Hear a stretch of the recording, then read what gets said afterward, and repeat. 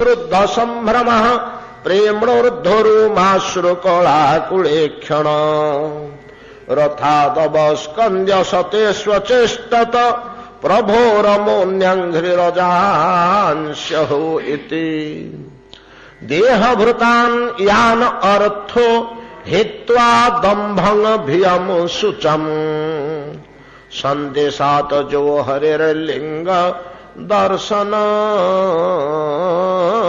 श्रवणादिभि संदेशात जो हरिर्लिंग दर्शन श्रवणादिभि। श्रील सुखदेव गोस्वामी पाद अक्रूरंकर महनीय हरि उपासनात्मक हरिस्मरण प्रक्रिया को विपुल भाव वर्णना करी बड़ संतोष चित्तरे परिशेष अक्रूरंकर कार्यकलाप संबंधी गोटे सुंदर मंतव्य प्रदान करते। सुखदेव गोस्वामी मत यहाँ मनर कथा जहाँ आमको दीर्घ दिन बीतीगला ताकू आम शेष करें। सुखदेव गोस्वामी अंतरर जे संतोषमय बाणी या जिते विपुल भाव में आलोचना कले जमती यार अंत नहीं।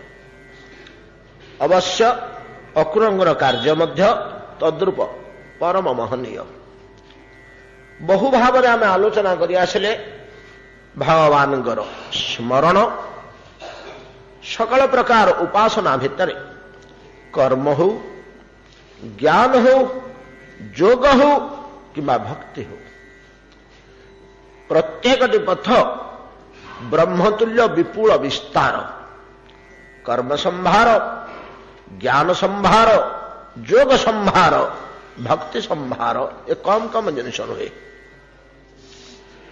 ये समस्त गुड़िकर प्रकृत प्राण स्वरूप चैतन्य स्वरूप आत्मा स्वरूप होउछे हरिस्मरण भगवान को स्मरण करवा भगवान को चिंता करवा चिंतन विहीन कर्म हरिश्रुति विहीन ज्ञान हरिस्मरण विहीन योग और श्रीहरि को भूली जाई भक्ति तार किसी मूल्य नहीं कहले चले।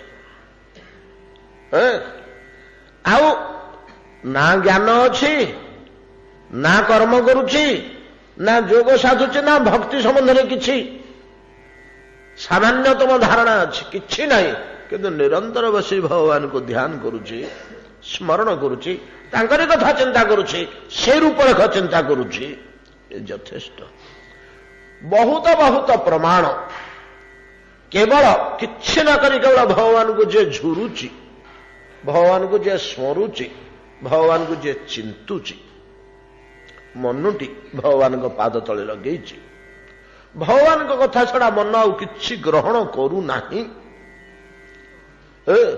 एभलिया अनेक दृष्टांत में पाइबा कर्म ज्ञान योग भक्ति प्रवृत्ति विहीन हरिस्मरण द्वारा सर्वोच्च स्तर को से व्यक्ति गति कर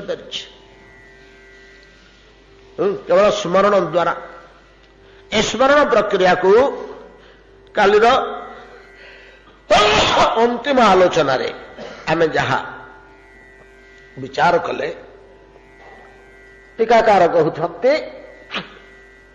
दंभ भय सुख कौन अक्रूरंगर अच्छी से कौन तुम मान भाया जीव से परा भगवान लीला पार्षद सह आसुच्च कहीं दंभ भय सुख आसब जे तुम लगे अर्थ करुच ये अर्थ ठीक नुहे ये श्लोकर तात्पर्य या नुहे।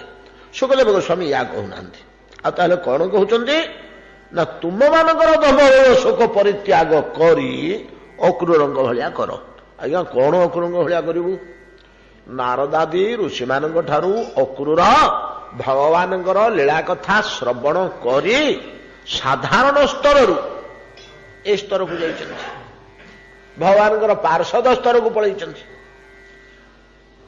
कौन से समय नारदों ठारू अक्रूर भगवान कथार श्रवण करी तांको मन एपरी लुब्ध हो गला जे से धीरे धीरे धीरे धीरे हरिस्मरण द्वारा ঊର୍ଦ୍ଧ୍ୱକୁ ଚାଲିଗଲେ, ବହୁ ଊର୍ଦ୍ଧ୍ୱକୁ। ବର୍ତ୍ତମାନ ଭଗବାନଙ୍କର ସଙ୍ଗୀ ହିସାବରେ କାଳଯାପନ କରୁଛନ୍ତି। ତୁମେମାନେ ମଧ୍ୟ ଅକ୍ରୂରଙ୍କ କଥା ଶୁଣି ସେହି ସ୍ତରକୁ ଯାଇପାରିବ। ତୁମେମାନେ ମଧ୍ୟ ଅକ୍ରୂରଙ୍କ କଥା ଶୁଣି ସେହି ସ୍ତରକୁ ଯାଇପାରିବ। ଅକ୍ରୂରଙ୍କର କୁ କଥା ନା ସନ୍ଦେଶାତ୍ ହରିର୍ଲିଙ୍ଗ ଦର୍ଶନ ପର୍ଯ୍ୟନ୍ତମ୍, ନାଇଁ କି? କଂସ ପଠେଇବାଠୁ ଆରମ୍ଭ କରି, ଆଦେଶ ଦେବାଠୁ ଆରମ୍ଭ କରି ସେ ଯାହା ଯାହା ଚିନ୍ତି ହେଲେ, ଭାବି ହେଲେ, ସେଗୁଡ଼ିକ କେବଳ ବାରମ୍ବାର ଶ୍ରବଣ କର। କୋଉଠା ପର୍ଯ୍ୟନ୍ତ ଶୁଣିବୁ ନା ଭଗବାନଙ୍କ ପାଦଚିହ୍ନରେ ବିହଳିତ ହୋଇ ପଡ଼ିଯିବା ପର୍ଯ୍ୟନ୍ତ, ପ୍ରେମ ବିହଳିତ ହୋଇ କୃଷ୍ଣ ପାଦାରବିନ୍ଦରେ ପଡ଼ିବା ପର୍ଯ୍ୟନ୍ତ। କଂସ ଆଦେଶ ଦେଲାଠୁ ସେ ଯାହା ରାତିଆକ ଚିନ୍ତା କରୁଛନ୍ତି, ବାଟରେ ଗଲାବେଳେ ଯାହା ଚିନ୍ତା କରୁଛନ୍ତି, ଯେ ପ୍ରକାର ପ୍ରଫୁଲ୍ଲିତ ଆନନ୍ଦିତ ହେଉଛନ୍ତି, ପରିଶେଷରେ କୃଷ୍ଣ ପାଦଚିହ୍ନରେ ନିପତିତ ହୋଇ ଗୋକୁଳ ନିକଟରେ ଯେତେବେଳେ କୃଷ୍ଣଙ୍କ ପାଦଚିହ୍ନ ଦେଖି ପକେଇଲେ, ଓହୋ ରମୁନ୍ୟଂଘ୍ରି ରଜାଂଶ ହୋ ଇତି ଇତି, এই ପ୍ରକାର କହିକିରି ଇତି ଇ ଭଳିଆ କହିକିରି ଖସି ପଡ଼ିଲେ ରଥ ଉପରୁ। ଓହୋ ପ୍ରଭୁଙ୍କ ପାଦଚିହ୍ନ ଧୂଳି ବୋଲି ତଳେ ପଡ଼ିଗଲେ ମୂର୍ଚ୍ଛିତ ହୋଇ, ପାଦଚିହ୍ନ ଉପରେ ନିପତିତ ହେଲେ। এই ପର୍ଯ୍ୟନ୍ତ ଶ୍ରବଣ କର, ତୁମେମାନେ ମଧ୍ୟ ଅକ୍ରୂରଙ୍କ ସ୍ତରକୁ ଚାଲିଯିବ। এইটা হচ্ছে ମଣିଷର ପରମ ଶ୍ରେୟ। ଦେହ ଭୃତାନ ୟାନ ଅର୍ଥ, এইটা হচ্ছে ଦେହଧାରୀ ମନୁଷ୍ୟମାନଙ୍କ ପାଇଁ ପରମ ପୁରୁଷାର୍ଥ। ଅକ୍ରୂରଙ୍କର এই ଅବସ୍ଥାଟାକୁ ଶୁଣ ବାରମ୍ବାର। ଶୁଣି ଶୁଣି ଶୁଣି ଶୁଣି ତମର ମଧ୍ୟ ପ୍ରେରଣାସ ହେଇଯିବ। ତୁମେ ମଧ୍ୟ ଲୋଭଜାତ ହବ ଅନ୍ତଃକରଣରେ। ଯେମିତି ଗୋଟେ ବସ୍ତୁର ପ୍ରଶଂସା ବାରମ୍ବାର ଶୁଣିଲେ, ଓ ଅମୁକ ପଦାର୍ଥଟା ବଡ଼ ସ୍ୱାଦ, ସେ କହିଲା ବଡ଼ ସୁସ୍ୱାଦୁ, ସେ କହିଲା ମୁଁ ଏମିତି ଜିନିଷ କେବେ ଖାଇନଥିଲି। 10-25 ଜଣଙ୍କଠୁ ଶୁଣିଲା ପରେ ଆମେ ତ ଲୋଭ ହଉଛି, ମୁଁ ଟିକେ ଖାଆନ୍ତି କି, ଲୋଭଜାତ ହଉଛି। ଏବେ ବାରମ୍ବାର ଭଗବାନଙ୍କର ଏ କଥା ଶ୍ରବଣ କଲେ ମୋର ଟିକେ ହଅନ୍ତା କି ବୋଲି ମଧ୍ୟ ଅନ୍ତଃକରଣରେ ଲୋଭଜାତ ହେଇଯିବ। ଲୋଭଜାତ ହେଇଗଲେ କାମ ଦୁଡ଼ିଲା। ହରିକଥା ପ୍ରତି, ହରିରସ ପ୍ରତି, ହରିରୂପ ପ୍ରତି ଯଦି ଅନ୍ତଃକରଣରେ ଲୋଭଜାତ ହେଇଗଲା, ତାହେଲେ କାମ ତୁଲା। ଆଉ କିଛି ଆପଣଙ୍କର ଅସୁବିଧା ନାହିଁ। ତେଣିକି ଧୀରେ ଧୀରେ ଧୀରେ ଧୀରେ ଧୀରେ ଆପଣ ଆଗେଇ ଚାଲିବେ। ସାଧୁକୃପା ଗୁରୁକୃପା ଯଦି ପଛରେ ଅଛି, ତୀବ୍ର ବେଗରେ ଆଗେଇବେ। ଯଦି ଗୁରୁକୃପା ସାଧୁକୃପା ଏତେଟା ନାହିଁ, ତାହେଲେ ଧୀର ମନ୍ଥରରେ ଆଗେଇବେ। କିନ୍ତୁ ଅଗ୍ରଗତିଟା ନିଶ୍ଚିତ ଭାବରେ ସୁନିଶ୍ଚିତ ହବ। କାହିଁକି? ଭକ୍ତିର ବିଭିନ୍ନ ଲକ୍ଷଣ ଭକ୍ତିର ତା ଅମୃତ ସିନ୍ଧୁରେ ଯେତେବେଳେ ବର୍ଣ୍ଣନା କରାଯାଇଛି, ସେଠି ଗୋଟିଏ ପଦ କହିଛନ୍ତି, ସା ଭକ୍ତି ଅପ୍ରତିହତା ଗତି। ସା ଭକ୍ତି ଅପ୍ରତିହତା ଗତି, ସେଇ ଭକ୍ତି ଅପ୍ରତିହତା ଗତି, ତାର ଗତିଟା ମଝିରେ ପ୍ରତିହତ ହୁଏ ନା, ବନ୍ଦ ହୁଏ ନା। ଯେମିତି ଜ୍ଞାନ ପଥରୁ ଲୋକ ଖସି ପଡ଼େ, ତାକୁ ଜ୍ଞାନ ଭ୍ରଷ୍ଟ କହନ୍ତି। ଯଦି ଯୋଗ ପଥରୁ ମନୁଷ୍ୟ ଖସି ପଡ଼େ, ତାକୁ ଯୋଗ ଭ୍ରଷ୍ଟ କହନ୍ତି।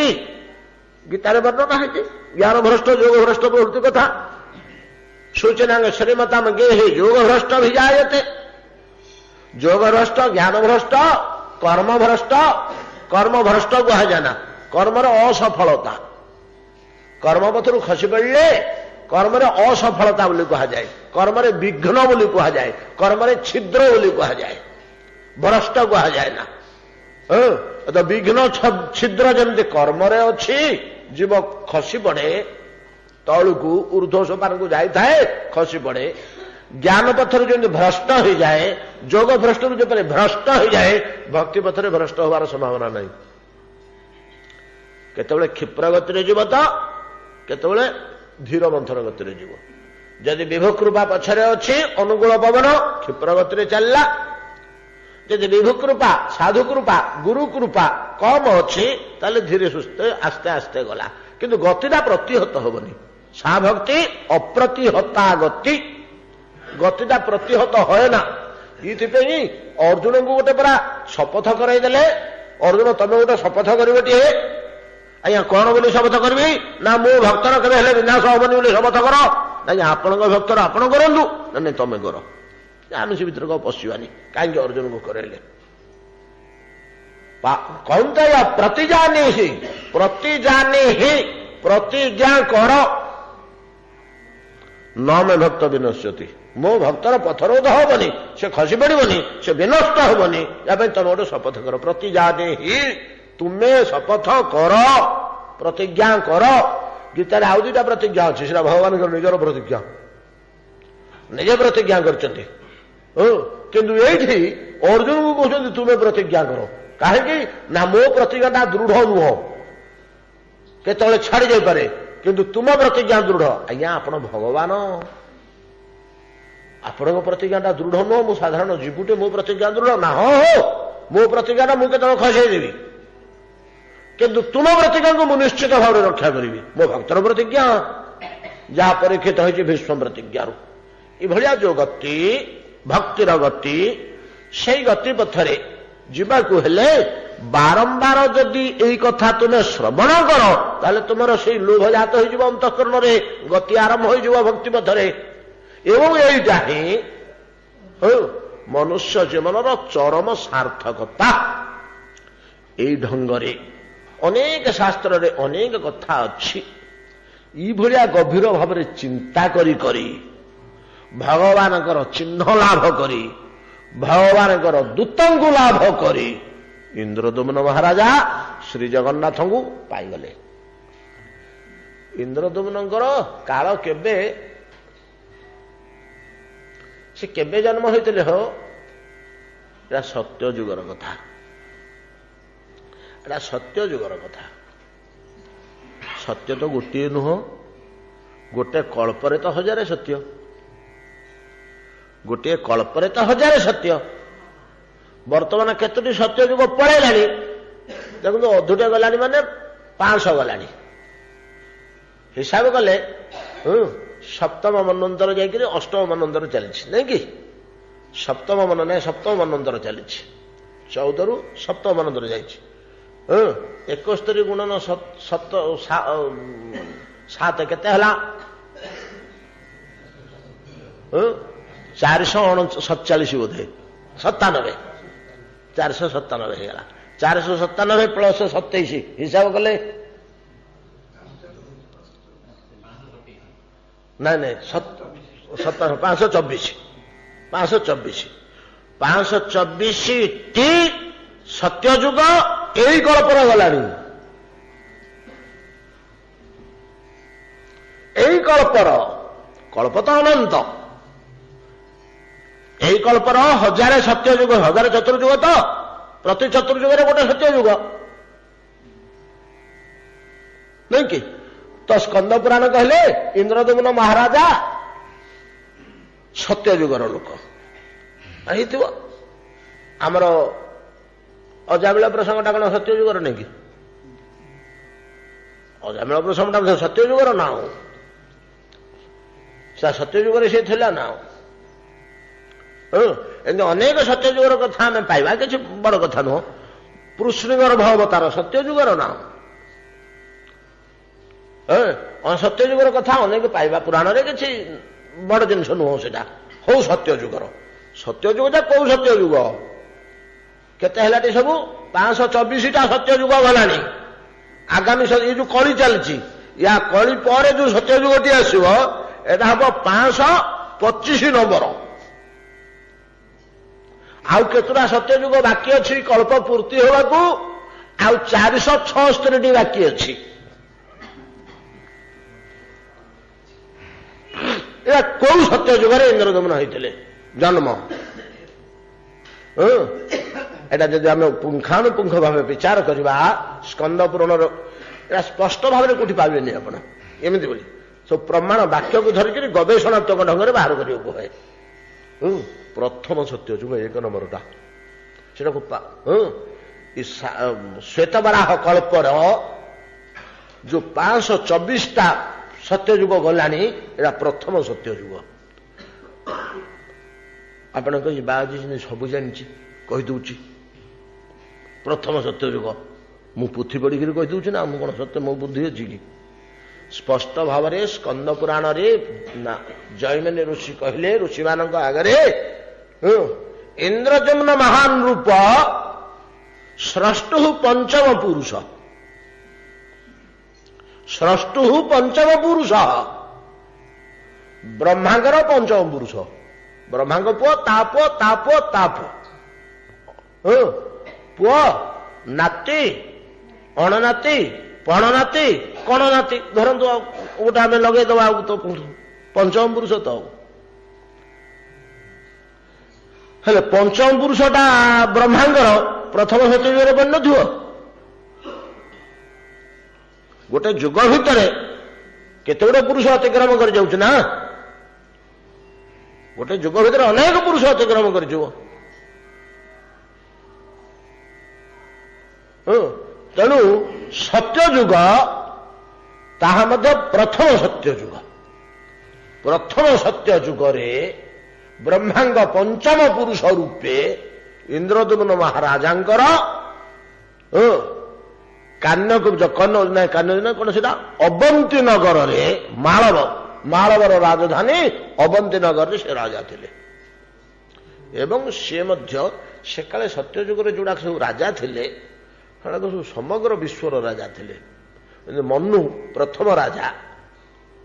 ମନୁ ହଉଛନ୍ତି ବ୍ରହ୍ମାଙ୍କର ଡାଇରେକ୍ଟ ପୁଅ, ପ୍ରଥମ ପୁରୁଷ। ବ୍ରହ୍ମାଙ୍କ ପରେ ପ୍ରଥମ ପୁରୁଷ ନା ଆଉ ପୁଅ। ସେ ସମଗ୍ର ବିଶ୍ୱର ରାଜା ଥିଲେ।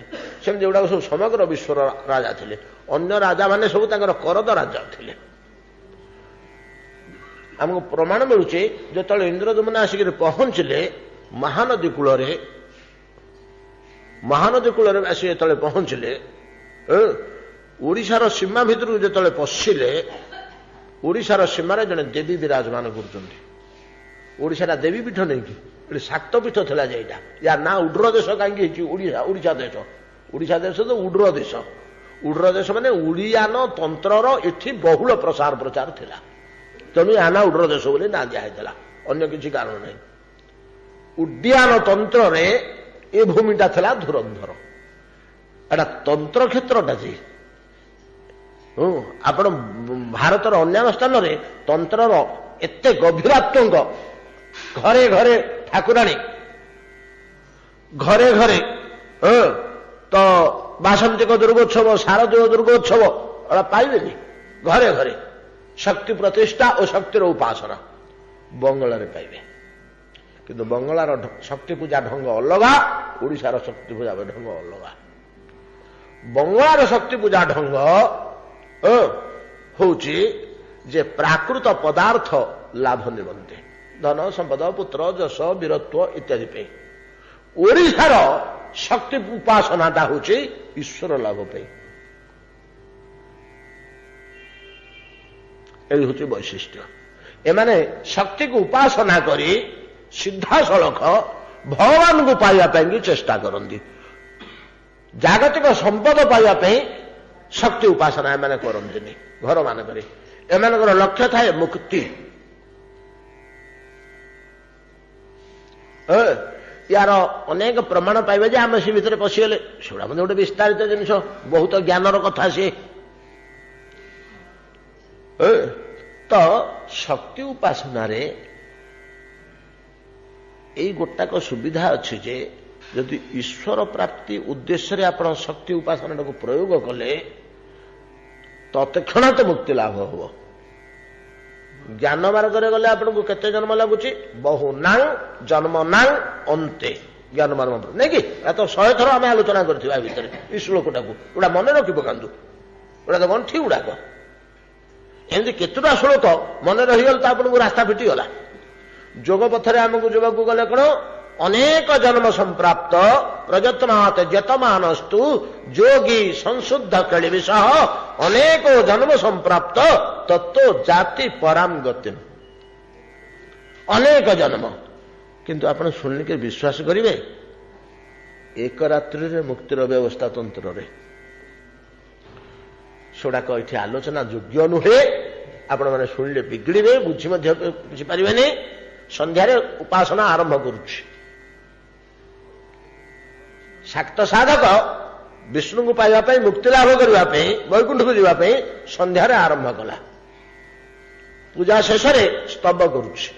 ରାତି ପ୍ରାୟ ସୂର୍ଯ୍ୟୋଦୟ ପୂର୍ବରୁ ପାଇଗଲାଣି।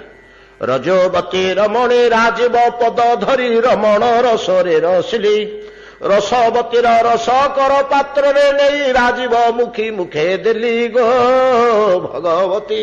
ରବି କି ଶଶୀରେ ସ୍ଥାପିଲି, ରଜନୀ ରହସ୍ୟ ବଞ୍ଚିଲି, ରଜନୀ ଅନ୍ତ ଅନ୍ତେ ରବି ଉଦେ ହୁଅନ୍ତେ ରିପୁ ପାପ ଅଙ୍ଗୁ ନାସିଲି ଗୋ ଭଗବତୀ। ଏଟା ବୁଝିପାରିବନି ଆପଣ, ଏଗୁଡ଼ା ସବୁ ତ ଭିତର ଅଲଗା ଅର୍ଥ, ବାହାରେ ଗୋଟେ ଆଜେ ବାଜେ ଜିନିଷ ଉଡ଼ି ଦିଆହେଇଛି, ତାର ତାତ୍ପର୍ଯ୍ୟ ଭିତରେ ଅଛି। ଏଇଟା ହଉଛି ତନ୍ତ୍ରଶାସ୍ତ୍ରର ମହତ୍ଵ। ତନ୍ତ୍ରଟା ଗୋପନୀୟ, ବାହାରେ ଜଣେ ତାକୁ କଣ ଏଗୁଡା କେମିତି ବୋଲିକିରି ବୁଝି ପକେଇବ। କାହିଁକିନା ଭିତରଟା ଯଦି ସମସ୍ତେ ଜାଣିଯିବେ ତନ୍ତ୍ରଶାସ୍ତ୍ର ଦୂଷିତ ହେଇଯିବ ବୋଲି ଲୁଚେଇକିରି ରଖିଛନ୍ତି ମୁନି ଋଷିମାନେ। ବହୁତ ରହସ୍ୟ ଅଛି ତା ଭିତରେ। କାହିଁକି ଏମିତି ଲେଖିଛନ୍ତି? ରବି ଉଦୟ ହୁଅନ୍ତେ, ସୂର୍ଯ୍ୟ ଉଦୟ ହେଲା ବେଳକୁ ସେ ମୁକ୍ତି ଲାଭ କରିସାରିଲାଣି।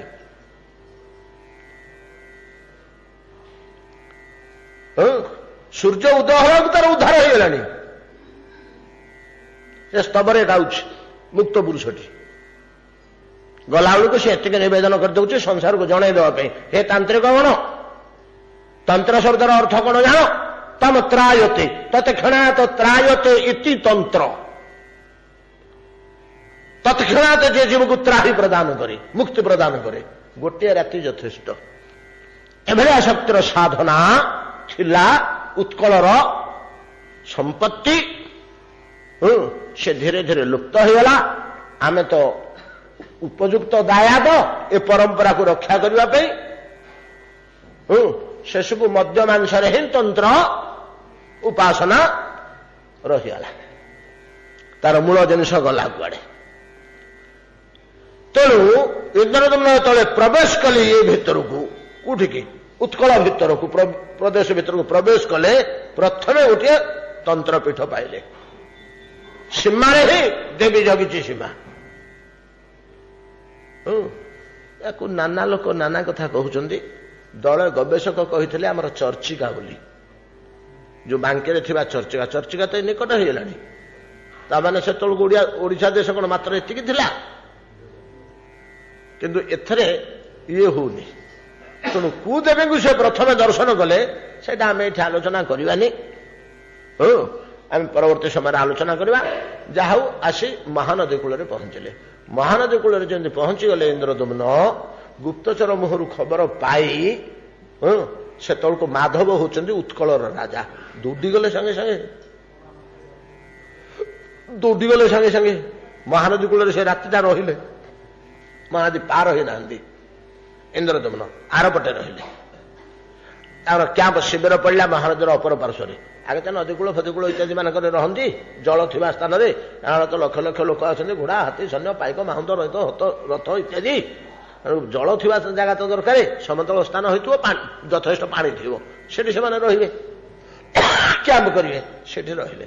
ଯେମିତି ଖବର ପାଇଲେ ସେ ଆସି ସନ୍ଧ୍ୟାରେ ପହଞ୍ଚିଲେ। କିଏ ସକାଳୁ ଯାଇଥିଲେ ହେଇନଥାନ୍ତା, ସେଇ ରାତିରେ ଦୌଡ଼ିଲେ ମାଧବ। ଓଡ଼ିଶା ରାଜା ଓ ଉତ୍କଳ ରାଜା ମାଧବ ସେଇ ରାତିରେ ଗାଲ ମାଧବ ବୋଲି ଆମେ ଯାଉ କହୁଛୁ। ତାଙ୍କ ମାଧବ ବୋଲି ତାଙ୍କ ନାଁ ନାହିଁ, ଗାଲ ବୋଲି ଅଛି। ମାଧବ ସବୁଟା ପଛେ ଲାଗିଛି। କାହିଁକି ତାଙ୍କ ଗାଲ ମାଧବ ବୋଲି କହ? ତାଙ୍କ ନାଁ ହଉଛି ଗାଲ। ଉତ୍କଳ ରାଜାଙ୍କ ନାଁ ହଉଛି ଗାଲ। ମାଧବ ଶବ୍ଦଟା କୋଉଠୁ ଲାଗିଲା? ଉତ୍କଳ ରାଜା ଗାଲ ତାଙ୍କ ଜୀବନରେ ରାଜତ୍ୱ କାଳ ଭିତରେ ଅନେକ ମାଧବ ମନ୍ଦିର ନିର୍ମାଣ କରିଥିଲେ ଓ ମାଧବ ମୂର୍ତ୍ତି ପ୍ରତିଷ୍ଠା କରିଥିଲେ। ନୀଳମାଧବ, ସେ ତ ମାଧବ ଏଠି ଥାନ୍ତେ, ନୀଳମାଧବ ଥାନ୍ତେ ନା ତା ପୂର୍ବରୁ? ଆଉ ଜଗନ୍ନାଥ କଣ ତେଳକୁ ଆସିଲେନି କି?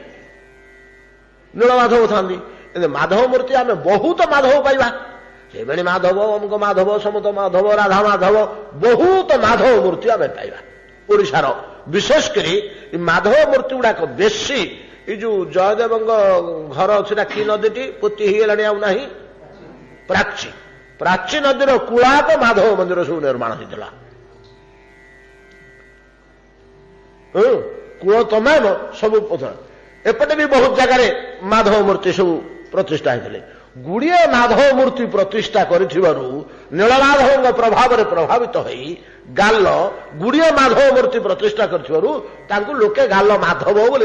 ଦେଖିଲେ ମାଧବ ଦେଉଳ ଖାଲି କରୁଛି, କୋଉଠି ଚଣ୍ଡୀ କି ଚାମୁଣ୍ଡା କି ନହେଲେ ସେ ନୃସିଂହ କି ରାମ କି କୃଷ୍ଣ ଏ ମନ୍ଦିର ରାଜାକୁ ପୋଷଉନି, ଖାଲି ମାଧବ ମନ୍ଦିର ତିଆରି କରିବାରେ ଲାଗିଛି, ମାଧବ ପ୍ରତିଷ୍ଠା କରୁଛି।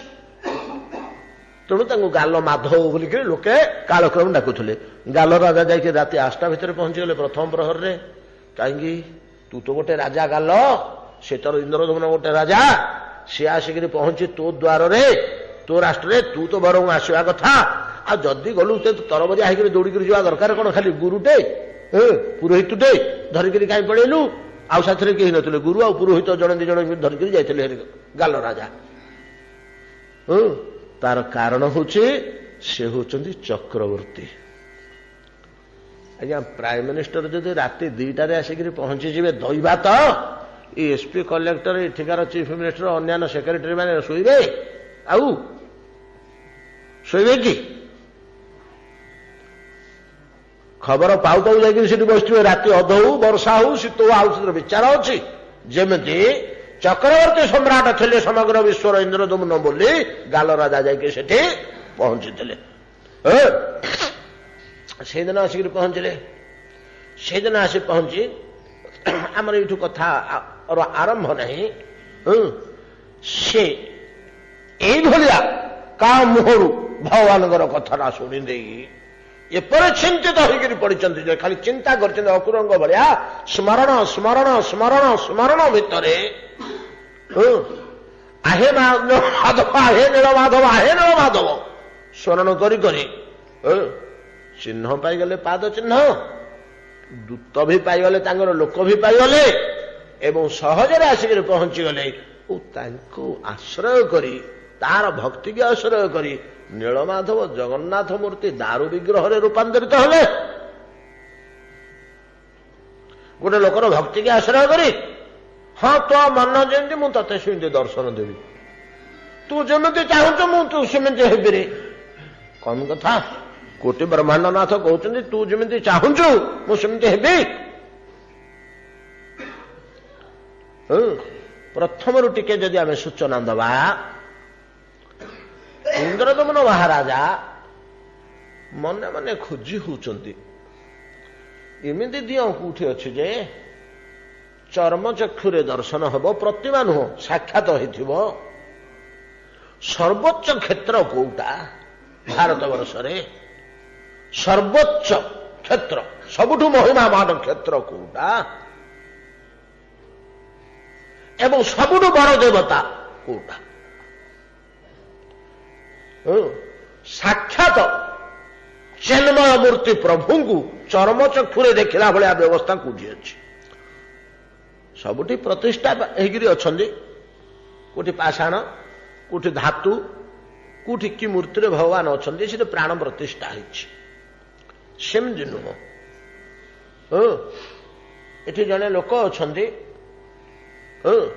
କି ନହେଲେ ଆମ ପିତାଙ୍କର 10ଟା ଫଟୋ ଆମେ ରଖିଛୁ ଘରେ।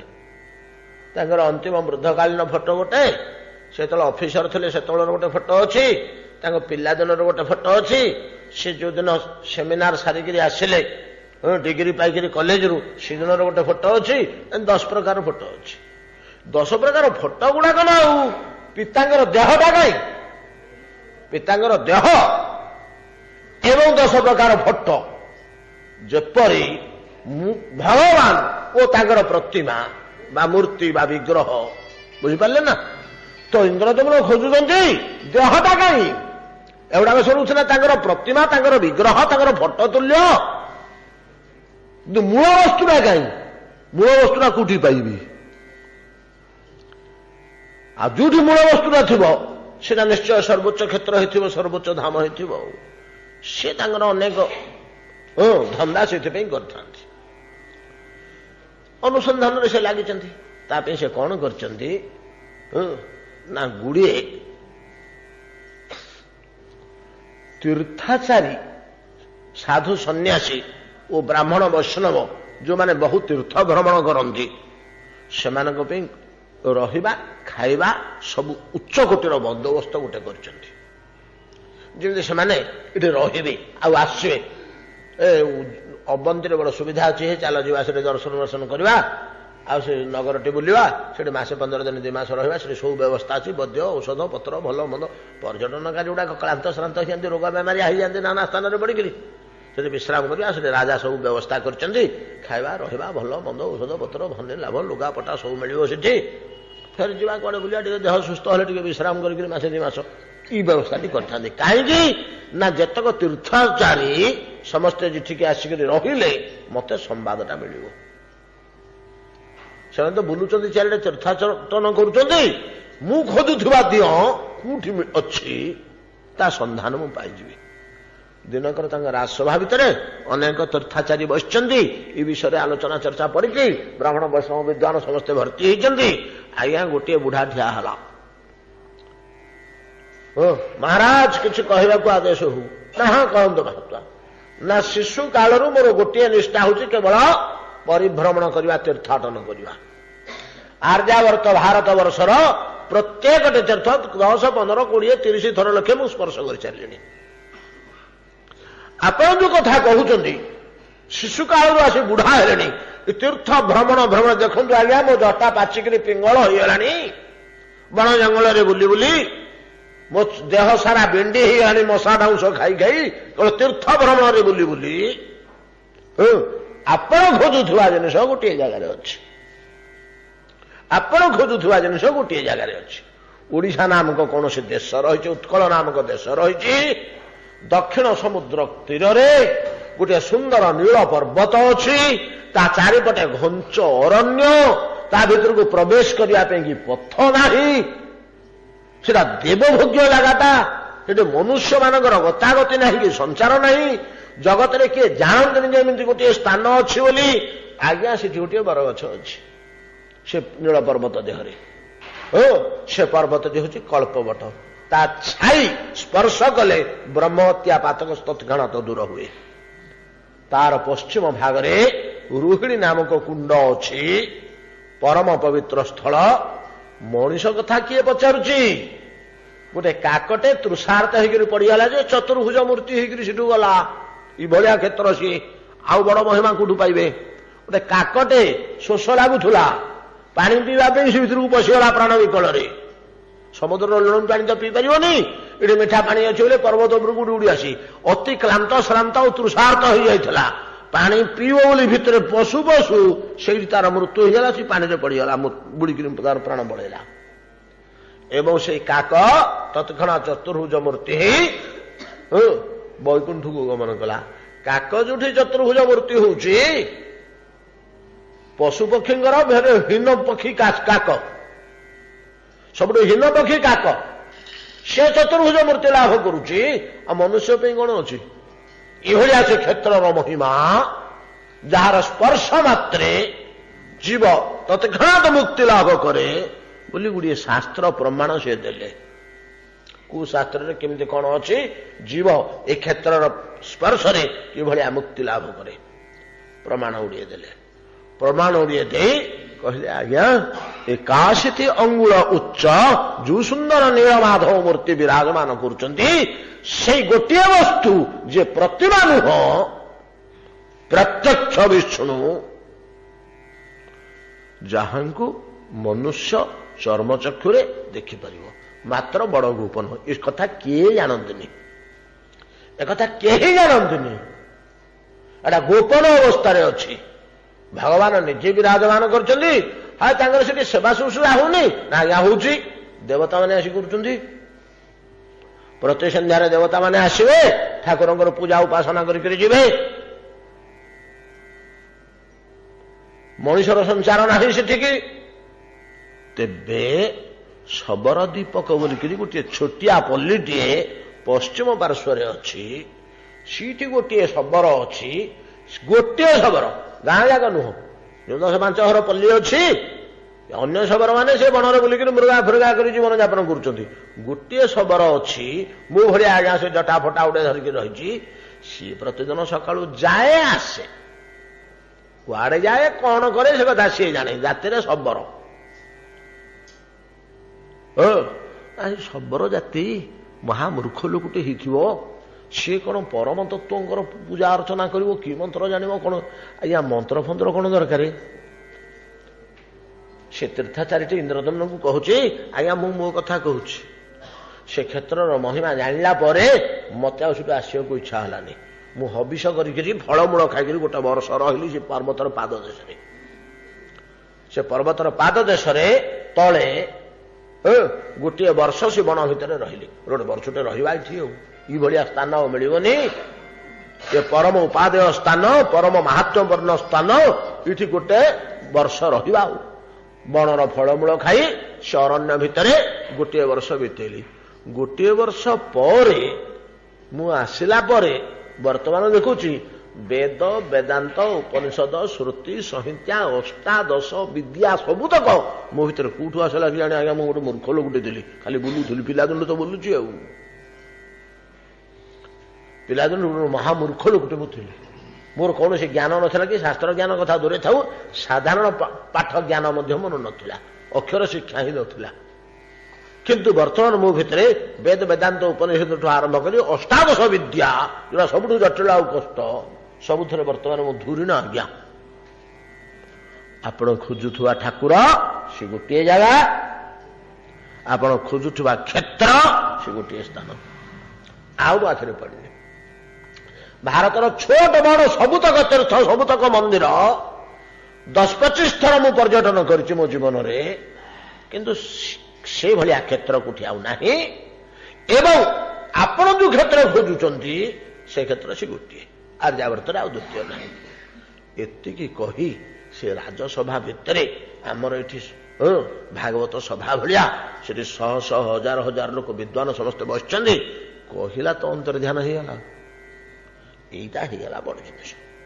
ଆରେ ଲୋକଟା କହିଦେଲା, ଅନ୍ତର୍ଧ୍ୟାନ ହେଇଗଲା। ହେଲେ ସେ ସେଭଳିଆ ଗୋଟେ ମହାନ ବ୍ୟକ୍ତି, ନହେଲେ ତ ଭଗବାନ ନିଜେ ଆସିଛନ୍ତି ନାଇଁ କି? ଏକ ଭଗବାନ ନିଜେ ଆସିକରି କହୁଛନ୍ତି, ମୁଁ ତ ଅନେକ କାଳ ହେଲା ଖୋଜୁଛି ବଡ଼ ବ୍ୟାକୁଳ ପ୍ରାଣରେ, କୋଉଠୁ ସନ୍ଧାନ ପାଉନି। ତେଣୁ ନିଜ ସନ୍ଧାନ ନିଜେ ଦେବା ପାଇଁ ସାକ୍ଷାତ ପରମେଶ୍ୱର ଆସିଛନ୍ତି ଏଇଭଳିଆ ମୂର୍ତ୍ତିରେ। ନହେଲେ ତ ସେଭଳିଆ ଗୋଟେ ଲୋକ ସିଏ, ଆରେ ମୁଁ ତ ସବୁ କଥା ଖୋଲିକିରି କହିଦେଲି, ଏଠି ଆଉ କାହିଁକି ରହିବ? ତ 12 ଲୋକ ମତେ 12 କଥା ପଚାରିବେ, ଏଠୁ ପଳେଇ ଯିବା ଦରକାର। ଆଉ ତାର ଅନ୍ତରେ ଧ୍ୟାନ ଶକ୍ତି ଅଛି, ଅନ୍ତର୍ଧ୍ୟାନ ହେଇଗଲା। କିନ୍ତୁ ଯୋଡେ କଥା ଆମେ ଧରିପାରିବା ନାହିଁ ଏଥିରୁ ଆଉ କଣ? ଯଦି ସେ ଅନ୍ତର୍ଧ୍ୟାନ ହେଇଯିବାର ଶକ୍ତି ରଖୁଛି, ତାହେଲେ ଛୋଟିଆ ଲୋକ ସିଏ ନୁହଁ, ମୁନି ଋଷି କ୍ୟାଡାରର ଲୋକଟେ ନା। ଯଦି ଭଗବାନ ନିଜେ ଆସିଛନ୍ତି ବୋଲି ତାର କିଛି କଥା ନାହିଁ। ଇନ୍ଦ୍ରଦମ୍ନଙ୍କର ମନଟା ଚଞ୍ଚଳ ହେଉଥିଲା, ସେଇଠୁ ତ ଖାଲି ଭାବି ହେଲେ, ଆଉ ସେଇଠୁ ଖାଲି ଭାବି ହେଲେ, ଖାଲି ସେଗୁଡାକ ଦୁସିଲା। ସେ ଜଟିଳ, ଜଟିଳ କହିଲେ ଜଟାଯୁକ୍ତ ତୀର୍ଥାଚାରୀ ଯୁଜୁ କଥା ବର୍ଣ୍ଣନା କରି କହିଥିଲେ। ଏମିତି ବୃକ୍ଷ, କଳ୍ପ ବୃକ୍ଷ, ଏମିତି ରୋହିଣୀ କୁଣ୍ଡ, ଏମିତି ନୀଳ ପର୍ବତ, ଏମିତି ଶବର ଦୀପକ, ଏମିତି ସାଗର ତଟ, ଏଇ ପ୍ରକାର ସ୍ୱର୍ଣ୍ଣ ବାଲୁକା, ଏଇ ପ୍ରକାର ଅରଣ୍ୟ ରାଜି, ଏଗୁଡା ସବୁ ଯୋଉ ବର୍ଣ୍ଣନା କରି କହିଥିଲେ, ସେଗୁଡା ଖାଲି ଦୁସିଲା। ଶୟନେ ସ୍ୱପନେ ଜାଗ୍ରତ ଯେମିତି ଅକ୍ରୂର ଚିନ୍ତିତ ହଉଛନ୍ତି, କୃଷ୍ଣଲୀଳା କୃଷ୍ଣମୂର୍ତ୍ତି ଛଡା ତାଙ୍କୁ କିଛି ଦୁଶୁନି। ଇନ୍ଦ୍ରଧମ୍ନ ଠିକ ସେଇ ଅବସ୍ଥାରେ ଖାଉଛନ୍ତି, ପିଉଛନ୍ତି, ଚାଲୁଛନ୍ତି, ବୁଲୁଛନ୍ତି, ବସୁଛନ୍ତି, ଉଠୁଛନ୍ତି, ସବୁ କାର୍ଯ୍ୟ କରୁଛନ୍ତି। କିନ୍ତୁ ଏଇଭଳିଆ ନିରନ୍ତର ଚିନ୍ତାରେ ବିବ୍ରତ ହେଇ ପଡିଲେ। କିଏ ସେ? ଇନ୍ଦ୍ରଦମ୍ନ ଅତ୍ୟନ୍ତ ବିବ୍ରତ ହେଇ ପରିଶେଷରେ ଆପଣମାନେ ଜାଣିଛନ୍ତି ବିଦ୍ୟାପତିଙ୍କୁ ପଠେଇଲେ। ଯାହା ତ ହେଲା ହେଲା, ବିଦ୍ୟାପତି ଯାହା କଲେ କଲେ। ଏଠି ଆସିଲେ ବହୁତ କଥା ଅଛି, ବହୁତ ରହସ୍ୟ, ଆମର ସେ ଆବଶ୍ୟକ ନାହିଁ। ବିଦ୍ୟାପତି ଯେତେବେଳେ ବିଦା ନେଇକରି ଯିବାକୁ ବାହାରିଲେ, ବିଶ୍ୱାବସୁ ବିଦ୍ୟାପତି କହିଲା, ଆଜ୍ଞା ସେ ସକାଳେ ସକାଳେ ପହଞ୍ଚି ଯାଇଛନ୍ତି ଶବର ଦୀପକରେ। ବିଦ୍ୟାପତି ବାଟରେ କୋଉଠି ରାତିରେ ଶୋଇଥିଲେ ପାହାଡ ତଳେ, ସକାଳୁ ସକାଳୁ ଯାଇ ପହଞ୍ଚିଗଲେ। ଯେମିତି ପହଞ୍ଚିଗଲେ ତ ବିଶ୍ୱାବସୁ ଦେଖିଲା ତେଜିଆନ ବ୍ରାହ୍ମଣଟେ, ହରିଭକ୍ତଟେ ଭଳିଆ ଦୁଶୁଛି ତା ମୁହଁରୁ ଚେହେରା। ମୋହରେ ଆଜି ଅତିଥି ହେଇଛନ୍ତି, ଆସ ଆସ ବସ। ଆଦର ଅଭ୍ୟର୍ଥନା କରି ଆସନରେ ବସେଇଲା, କଥାବାର୍ତ୍ତା ସବୁ ହେଲେ। ହେଲା ପରେ ଆଜ୍ଞା କଣ ଭୋଜନ କରିବେ ବୋଲି ସେ ପଚାରିଛି। ଆପଣ ଫଳାହାରୀ ଶାକାହାରୀ ନା ଅନ୍ନାହାରୀ? ଦିଟା। ଯଦି ଅନ୍ନାହାରୀ ତାହେଲେ ତ ମୋ ଘରେ ଆପଣ ଖାଇବେନି, ମୋ ହାତର ରନ୍ଧା ଆପଣ ଖାଇବେନି। ତାହେଲେ ମୁଁ ତଣ୍ଡୁଳାଦି ଦେବି, ସ୍ୱହସ୍ତରେ ପାକ କରିକିରି ଭୋଜନ କରନ୍ତୁ, ରନ୍ଧନ କରିକିରି ଭୋଜନ କରନ୍ତୁ। ବିଶ୍ୱାବସୁ କହିଲା ନାଇଁ, ଯଦି ଆପଣ ଶାକାହାରୀ ଲୋକ, ଅନ୍ନ ଖାଆନ୍ତିନି, ଫଳମୂଳରେ ଜୀବନ ନିର୍ବାହ କରନ୍ତି, ତାହେଲେ ବଣର ଫଳମୂଳ ଅଛି, ମୁଁ ଆଣିଦେବି, ଧୁଆ ଧୋଇ କରି ଥୋଇଦେବି, ଆପଣ ଧୁଆ ଧୋଇ କରିକି ତାକୁ ବିଷ୍ଣୁ ନୈବେଦ୍ୟ କରି ଭୋଜନ କରନ୍ତୁ। ବିଦ୍ୟାପତି କହିଲେ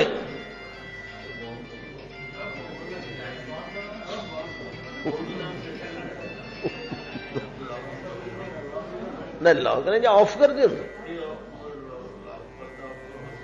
ଲକ୍ କରିବା ଆବଶ୍ୟକ ନାହିଁ, ଇଆଡେ ମନ ଦିଅନ୍ତୁ। ଶୁଣ, କଣ ହେଲା ଘଟଣା, ଇଆଡେ ମନ ଦିଅନ୍ତୁ। ବୋଲ ଜଗନ୍ନାଥ ସ୍ୱାମୀ କି। ବିଶ୍ୱାସୁ ଯେତେବେଳେ ଏ ପ୍ରସ୍ତାବ ଦେଲେ, ଆପଣ ମୋର ଅତିଥି, ବହୁ ଦୂରରୁ ଶ୍ରାନ୍ତ କ୍ଳାନ୍ତ ହୋଇ ଆସିଛନ୍ତି, ଆପଣଙ୍କୁ ପ୍ରଥମେ ଭୋଜନ ଟିକେ କରେଇଲେ, ଆପଣ ଟିକେ ବିଶ୍ରାମ କରିବେ, ଏଇଟା ମୋର ପ୍ରଥମ କର୍ତ୍ତବ୍ୟ। ଆପଣ ପାକ ସ୍ୱହସ୍ତରେ ପାକ କରିବେ ନା ଫଳମୂଳ ଆଦି ଭୋଜନ କରିବେ? ତ ବିଦ୍ୟାପତି କହିଲେ, ବୋଲେ ମୁଁ ଜଳ ଛୁଇଁବିନି। ଆଜ୍ଞା, କାହିଁକି ମୋ ଦ୍ୱାରରେ ମୁଁ କଣ ଅପରାଧ କଲି? ନା ନାଇଁ ବିଶ୍ୱାସ, ତମର କିଛି ନାହିଁ, ମୁଁ ଶ୍ରୀହରିଙ୍କୁ ଦର୍ଶନ ନ କଲା ପର୍ଯ୍ୟନ୍ତ ଜଳ ଛୁଇଁବିନି ବୋଲି ଶପଥ କରିଛି। ମତେ ଦୟାକରି ଦେଖେଇ ଦିଅ ଠାକୁର। ଠାକୁର ଦର୍ଶନ କଲା ପରେ ତମେ ଯାହା କହିବ ମୁଁ ତମ କଥା ଶୁଣିବି ସିନା, ମୁଁ କେବେ ଭୋଜନ କରିବିନି। ଯେତେ ଚେଷ୍ଟା କଲେ ବିଶ୍ୱାସ ଶୁଣିଲେନି। ବିଦ୍ୟାପତି କହିଲେ ବୋଲି ବିଶ୍ୱାସ ବିଚାର କଲେ, ତ ମହା ମୁସ୍କିଲ ହେଲା। ୟାକୁ ତ ଦେଖେଇବା କଥା ନୁହଁ କାହାକୁ, ଆଉ ନ ଦେଖେଇବି ବାମୁଣଟେ ମୋ ଦ୍ୱାରେ ଉପବାସରେ ମରିବ, ଆଉ ନ ଖାଇକିରି କେତେ ଦିନ ବଞ୍ଚିବ? ଏ ତ ଦରମରା ହେଲାଣି, ଘରୁ ଆସିଲା ଦିନଠୁ ଜଳ ଛୁଇଁନି କହୁଛି, ଗୋଟେ ନିଷ୍ଠାରେ ଆସିଛି। ଠାକୁର ଦର୍ଶନ କରେଇଲେ ବାମୁଣଟା ବଞ୍ଚିଯିବ, ଖାଇବ ପିଇବ ସବୁ କରିବ। ଯଦି ଠାକୁର ଦର୍ଶନ ନ କରେଇବି ତାହେଲେ ମୋ ଦ୍ୱାରେ ଅବଶ୍ୟ ମୁଁ କଣ ତୋଳିଦେବି କି ଢୁକଳା ବୋଲି ଦରମରା ବାମୁଣ୍ଡକୁ, ହରିଭକ୍ତଟେ, ସେ ଜଳ ଛୁଇଁବନି କହୁଛି, ଏଠି ପଡିବ, ଆଉ 2 ଦିନ କି 4 ଦିନ ପରେ ତାର ମୃତ୍ୟୁ ହେଇଯିବ। ମୋ ଦ୍ୱାରେ ବାମୁଣଟେ ନ ଖାଇ ନ ପିଇକିରି ମରିବ, ଅତିଥିଟେ, ପରିଣତି କଣ ହବ? କେତେ ଦୂର ଏଟା ଗ୍ରାହ୍ୟ? ଦେଖେଇବି ପରମ ଗୋପନୀୟ ପ୍ରାଣର ଦେବତା ମୋର, ମୋ ଛଡା ଆଉ ଦ୍ୱିତୀୟ ଲୋକ ପର୍ଯ୍ୟନ୍ତ କିଏ ଜାଣିନି, କେବଳ ସନ୍ଧାନ ମୁଁ ପାଇଛି। ମୋ ପୁଅ ଝିଅ ପିଲା ଛୁଆ କେହି ଜାଣନ୍ତିନି, ସାହି ପଡିଶା ବନ୍ଧୁବାନ୍ଧବ। କୁଆଡେ ଯାଉଛ ନା କୁଆଡେ ଯାଉଛୁ, କେହି ଜାଣିନାହାନ୍ତି। ଦେବତା ମାନେ ଆସିକି ପୂଜା କରୁଛନ୍ତି ନା, ଆଉ ମନୁଷ୍ୟ ପୂଜା ତ ହଉନି। ଆଉ ସନ୍ଧାନଟା କେବଳ ମୁଁ ଜାଣିଛି, କେମିତି ଦେଖେଇଦେବି? ନ ଦେଖେଇଦେବି ଏ ଅବସ୍ଥା ହବ। ବଡ ଦ୍ୱନ୍ଦ୍ୱରେ ପଡିଲା, ବଡ ଦ୍ୱନ୍ଦ୍ୱରେ ପଡିକିରି ଶେଷକୁ ବିଶ୍ୱାସ କଣ ମନରେ ବିଚାର ହେଲା, ମୋର ଯାହା କ୍ଷତି ହଉଛି ହଉ ପଛେ ବାମୁଣଟା ବଞ୍ଚିଥାଉ, ମୋର ଯାହା କ୍ଷତି ହଉଛି ହେଇଯାଉ। ଏଇଟା ହଉଛି ହରିଭକ୍ତ, ସାଧୁ, ସନ୍ଥ, ସନ୍ନ୍ୟାସୀ, ସତ ପ୍ରକୃତିର ମନୁଷ୍ୟ, ଏମାନଙ୍କର ସିଦ୍ଧାନ୍ତ। ଏମାନେ ବିଚାରି ବିଚାରି ସେସବୁ କହନ୍ତି, ମୋର ପଛେ କ୍ଷତି ହେଇଯାଉ, ଅନ୍ୟର କିଛି ନ ହଉ। ଏଇଟା ହଉଛି ସାଧୁ ସ୍ୱଭାବ। ତିତିକ୍ଷଭ କାରୁଣିକା ସୁହୃଦ ସର୍ବଦେହିନାମ ଅଜାତ ଶତ୍ରଭ ଶାନ୍ତା ସାଧବ ସାଧୁଭୂଷଣ। ସାଧୁ ଜଗତର ଭୂଷଣ ଏମାନେ, ଯୋଉମାନେ ନିଜର କ୍ଷତି କରି ଅନ୍ୟର କାର୍ଯ୍ୟ କରନ୍ତି ବା ଅନ୍ୟର କ୍ଷତି ଭୁଲରେ ଗ୍ରହଣ କରିପାରନ୍ତିନି, ବରଂ ନିଜର କ୍ଷତି ହେଇଯାଉ, ଏମାନଙ୍କୁ ସାଧୁ ଜଗତର ଭୂଷଣ ଏଗୁଡାକ, ଅଳଙ୍କାର ତୁଲ୍ୟ। ସାଧୁ ଜଗତକୁ ଏମାନେ ଉଜ୍ଜଳ କରିଦିଅନ୍ତି। ବିଶ୍ୱାବସୁ ବସିଥିଲା ଘୋଷ ମହାପୁର ଆସ,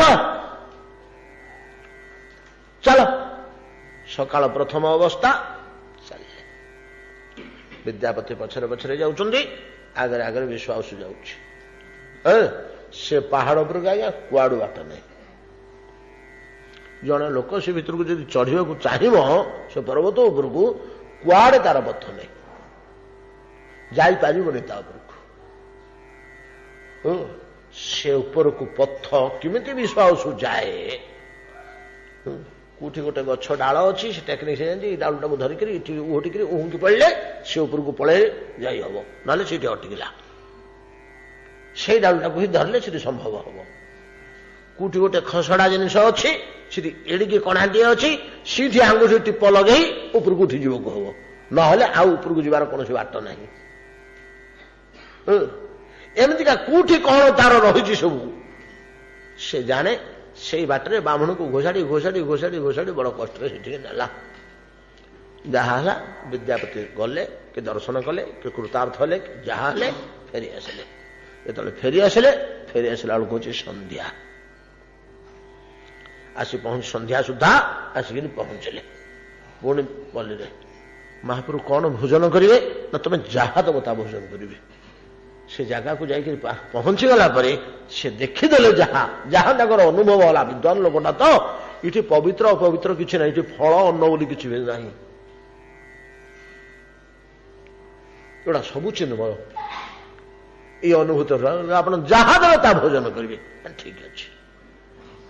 ଘର ଭିତରକୁ ଗଲା, ବଣରୁ ବଡ଼ ବଡ଼ ପତ୍ର ତୋଳି ଆଣିଲା, ତାକୁ ଧୁଆ ଧୋଇ କରିଦେଲା, ଥୋଇଦେଲା। ବେଳେ ମୁଁ ପ୍ରସାଦ ଦେବି ଆଜ୍ଞା, ମୋ ପାଖରେ ଯାହା ଅଛି ଘରେ ମୁଁ ତା ଦେବି, ଖାଆନ୍ତୁ।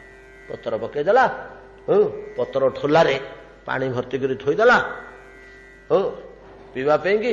ଗୋଡ଼ ହାତ ଧୋଇଲେ ବିଦ୍ୟାପତି, ଆଚମନ କରିକି ଭୋଜନ କରିବାକୁ ବସିଲେ। ପତ୍ରରେ ପରଷିଦେଲା। ଯେ ବିଦ୍ୟାପତି କହିଲେ କଣ ହେଲା? ଇନ୍ଦ୍ରଦୁମ୍ନ ରାଜା ପୃଥିବୀର ଚକ୍ରବର୍ତ୍ତୀ, ସମୟ ସମୟେ ମୋ ଭାଇ ତାଙ୍କର ଗୁରୁ, ମୋ ବଡ଼ ଭାଇ ତାଙ୍କର ଗୁରୁ ପୁରୋହିତ, ଅନେକ ସମୟରେ ଇନ୍ଦ୍ରଦୁମ୍ନ ରାଜା ଆମକୁ ଡାକିକିରି ଭୋଜନ ଦେବେ। ଗୁରୁଦେବଙ୍କୁ, ଭକ୍ତିମାନ ରାଜାଟା ତ, ଗୁରୁଦେବଙ୍କୁ ଦେଲାବେଳେ ମତେ ବି ସାଥିରେ ନେଇଥାନ୍ତି ବ୍ରାହ୍ମଣ ଭୋଜନରେ। ଏବଂ ଏପରି ଅପୂର୍ବ ପଦାର୍ଥ ତୃପ୍ତି କରିବା ପାଇଁ ବ୍ରାହ୍ମଣ ମାନଙ୍କୁ, ଗୁରୁଦେବଙ୍କୁ, ବ୍ରାହ୍ମଣ ମାନଙ୍କୁ ପରିବେଷଣ କରନ୍ତି। ଯେହେତୁ ରାଜା ଜୀବନ ସାରା ମୁଁ ସେଠି ଭୋଜନ କରି ଆସିଛି, ଏ ପଦାର୍ଥ ତ ମୁଁ ସେଠି ପାଇନି। ଏଡ଼େ ଉଚ୍ଚକୋଟୀର ଭୋଜନ ପଦାର୍ଥ, ମିଷ୍ଟାନ୍ନାଦି, ଏଡ଼େ ସୁସ୍ୱାଦୁ ଖାଦ୍ୟ ପଦାର୍ଥ, ଏଇ ନୂଆ ନୂଆ ଖାଦ୍ୟ ପଦାର୍ଥ, ଏ ଉଚ୍ଚକୋଟୀର ଖାଦ୍ୟ ପଦାର୍ଥ ଇନ୍ଦ୍ରଦୁମ୍ନ ରାଜାରେ ମଧ୍ୟ ଜୀବନ ସାରା ଆମେ ପାଇନୁ। ପେଟୁଟିଏ ଭୋଜନ କଲେ, ଭୋଜନ କରିକି କହିଲେ, ବୋଇଲେ କି ବିଶ୍ୱାବସୁ ଅର୍ଦ୍ଧ ଭୋଜନରେ ବସିଛନ୍ତି। ପଚାରିଲେ, ଗୋଟେ କଥା ପଚାରିବି, କହିବ?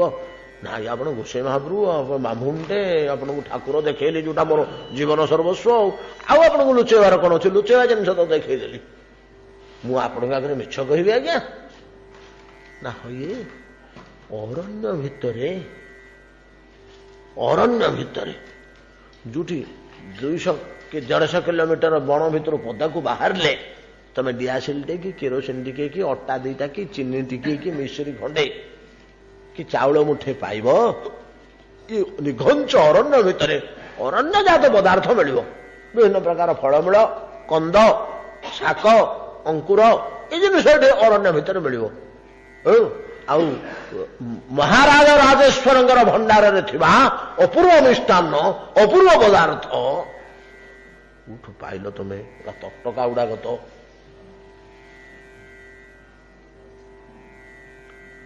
ଇସ୍ୱାଦୁ ପଦାର୍ଥ, ଏ ଦିବ୍ୟ ପଦାର୍ଥ, ୟାକୁ ତ ବଡ ବଡ ନାଗରିକ ମାନେ ତିଆରି କାଇଦା କୌଶଳ ଜାଣିବେନି। ଏଇ ଯୋଉ ଲଡୁ ପେଡା ପଢୁଛି ତୁମେ ମତେ ଦେଇଛ ଖାଇବାକୁ, ଟିକେ ବିଶ୍ୱାସ ହସିଦେଲା। କହିଲେ କି ଆଜ୍ଞା ଗୋଟେ କଥା କହିବି, ସତ କରିବେ ନା ମୋ କଥାକୁ? ମତେ କେତେ ବୟସ ହେଇଥିବ ଆପଣ କହିଲେ? ମୁଁ 85 ହେଇଯିବ। ଆଜ୍ଞା 10,000 ଟପିଗଲା। ସେ କହିଛି, ଆପଣ ଦେଖିବେ ଏଥର ଅଛି ସ୍କନ୍ଦ ପୁରାଣରେ।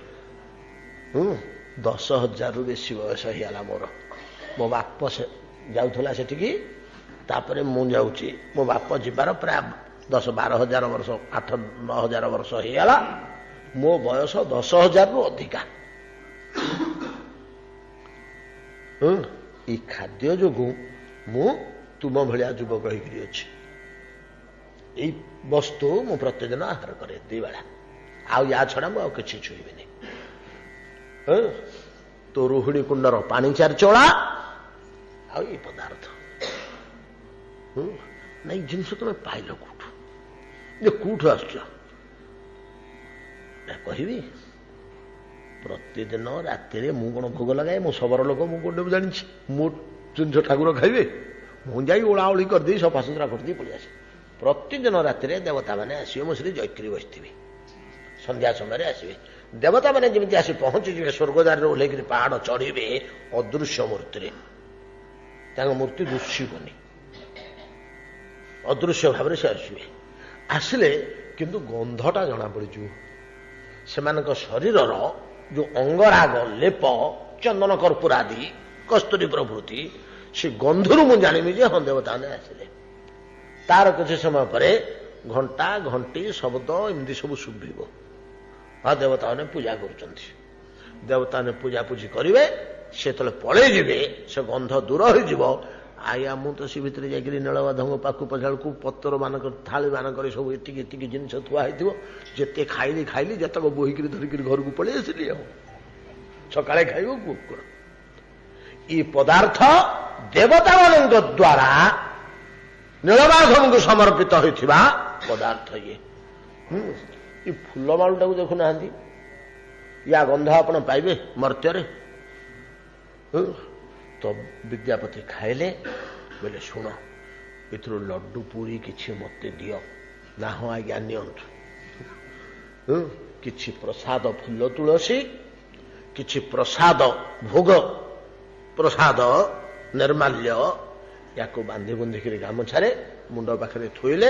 କୃତକୃତ ହୋଇ ଦୁଇ ଜଣ ଠାକୁରଙ୍କ କଥାରେ ରାତି ପାଇଗଲା। ବିଶ୍ୱାବସୁ ଆଉ ବିଦ୍ୟାପତି ଦୁଇ ଜଣ ନୀଳମାଧବଙ୍କ କଥା ଆଲୋଚନା ଚର୍ଚ୍ଚାରେ ରାତି ପାଇଗଲା।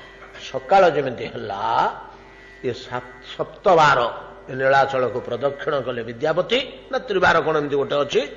ଏ ନୀଳାଚଳ ପର୍ବତକୁ ପାଦ ଶେଷରେ ଥିଲେ ନା ଶବର ଦୀପକରେ ଓହ୍ଲେଇ ଆସିଛନ୍ତି ତଳକୁ, ପ୍ରଦକ୍ଷିଣ କଲେ। ପ୍ରଦକ୍ଷିଣ କରିକି ଖଣ୍ଡେ ଦୂରରେ ତାଙ୍କ ରଥ ଥିଲା, ରଥରେ ବସିକରି ସେ ପଳେଇଲେ। ରଥରେ ବସିକରି ଗଲା ପରେ କଣ ଘଟଣା ହେଲା, ଆମେ କି ପ୍ରକାର ଅନୁଭବ କରିଛନ୍ତି, ଅକ୍ରୁରଙ୍କ ସହ କି ସାମ୍ୟ ଅଛି ସ୍କନ୍ଦ ପୁରାଣରେ,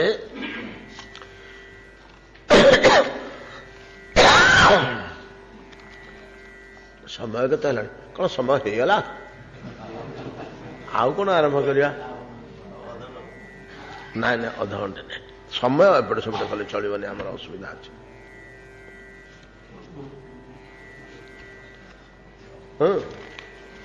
କଣ ଘଟଣା ହେଲା?